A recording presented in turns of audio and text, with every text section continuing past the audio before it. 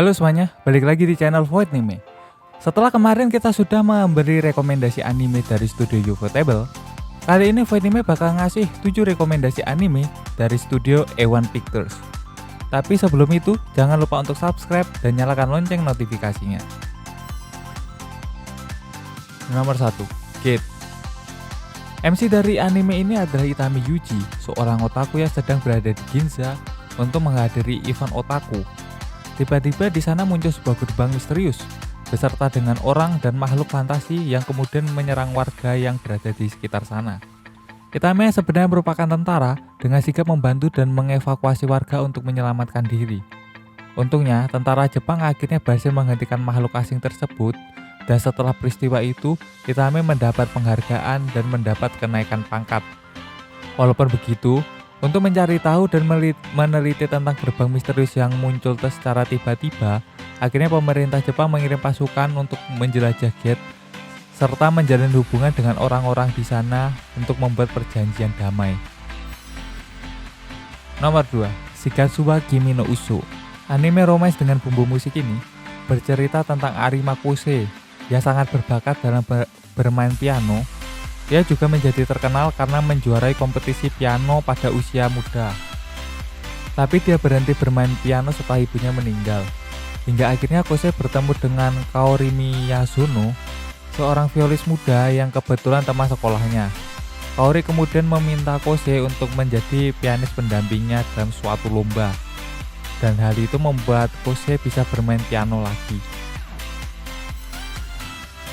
Nomor 3, Sword Art Online. Pada tahun 2022, teknologi virtual reality full dive berhasil dikembangkan dengan menggunakan Nevergear, sebuah helm yang memungkinkan penggunanya untuk mengakses virtual reality. Dan beserta dirilisnya Nevergear, dirilislah juga game MMORPG VR pertama, yaitu Sword Art Online. Pada tanggal 6 November, sebanyak 10.000 pemain yang bermain SAO yang baru dirilis itu tidak bisa logout dari game. Kemudian muncul seseorang yang menjelaskan kepada mereka yang mengaku sebagai pencipta SAO jika mereka tidak bisa keluar dari game tersebut. Dan satu-satunya cara untuk keluar dari game tersebut yaitu menamatkan game tersebut dengan mengalahkan bos di lantai 100.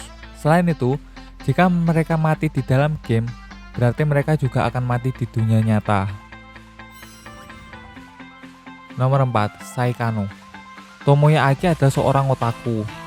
Sekarang dia memiliki kesempatan untuk memberikan pengalaman yang sama kepada orang lain dengan membuat gamenya sendiri. Tetapi sayangnya Tomoya tidak dapat melakukan tugas itu sendirian. Akhirnya dia berhasil membujuk teman masa kecilnya yang populer, Eriri Spencer Sawamura, untuk menjadi ilustrator, dan Kazumi Utaha untuk menulis naskah visual novelnya. Sementara itu, dia yang menjadi pengarah. Sekarang Tomoya hanya membutuhkan inspirasi untuk proyeknya, dan untungnya dia bertemu dengan Kato Megumi yang sangat cantik tapi minim emosi. Kemudian ia menjadi model heroin utamanya. Apakah usaha Tomoya untuk membuat game sekaligus menjadikan Kato sebagai main heroin yang menarik akan berhasil? Nomor 5, Boku Dake ga Inaimachi. Anime ini bercerita tentang Satoru Fujinuma yang memiliki sifat yang tertutup. Karenanya, ia juga menjaga jarak dengan orang-orang.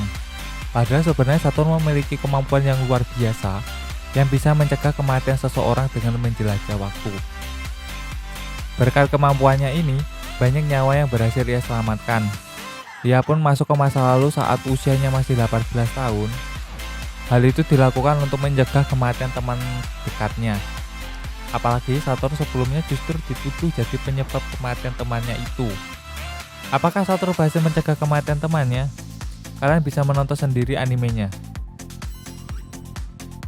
Nomor 6, Nanatsu no Taizai.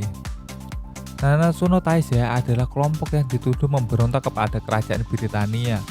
Tapi sebenarnya hal itu cuma fitnah oleh Kesatria Suci. Selang beberapa tahun, akhirnya kebusukan mereka diketahui oleh putri kerajaan bernama Elizabeth. Elizabeth akhirnya memutuskan untuk mencari semua anggota Nanatsu no Taizai dan meminta pertolongan mereka untuk menyelamatkan kerajaan dari tangan Kesatria Suci. Nomor 7, Atnoa Zero. Pada tahun 1972, ditemukan sebuah hypergate saat misi Apollo ke bulan. Setelah diselidiki, hypergate tersebut adalah sebuah alat yang berfungsi sebagai gerbang yang dapat menghubungkan Mars dengan bulan.